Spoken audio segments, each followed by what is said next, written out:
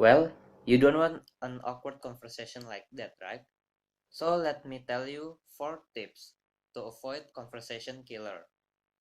First tip, avoid giving a yes or no question, such as, the weather is great, right? It is a bad thing to start and maintain a good conversation. Instead, you should ask a hypothetical question that use conditional sentences. For example, if you had $1 million, what would you do about it?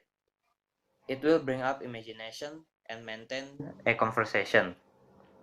To avoid yes or no question, you can also give an open-ended question that make use of the words how and what.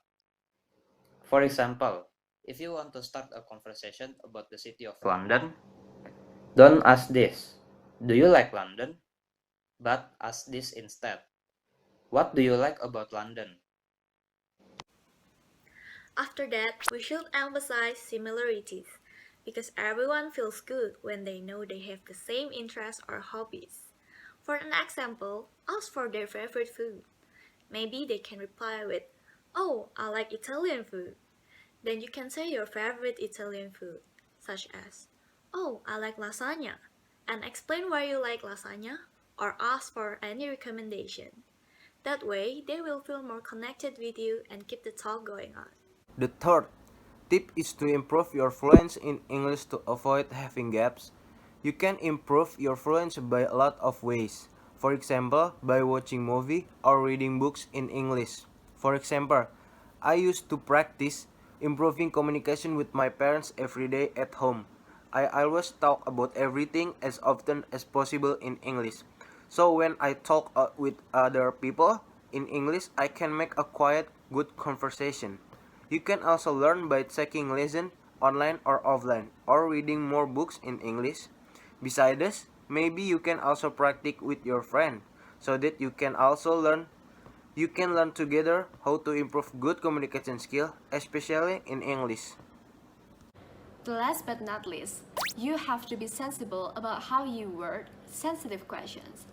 Imagine if you ask someone, "How are you and your boyfriend doing?" And they answer like, "Oh, we broke up. Thanks for asking." Or you ask them, "How's being an entrepreneur feel like?" And they answer with, "Well, I'm unemployed and still looking for a job."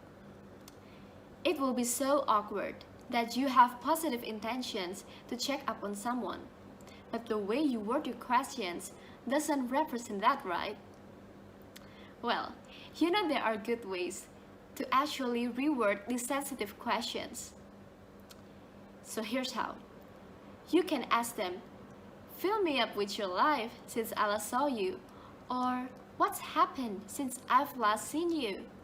Or you can ask them, "So, what keeps you busy?" This way, you can ask someone to update you with their lives without jumping into conclusion. And this will essentially make people more comfortable talking to you. So, those are the 4 tips that you can use to avoid conversation killers. Hope today's lessons of English helps you. Thank you.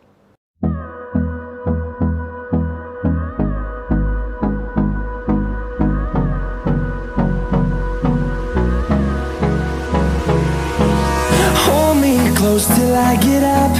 Time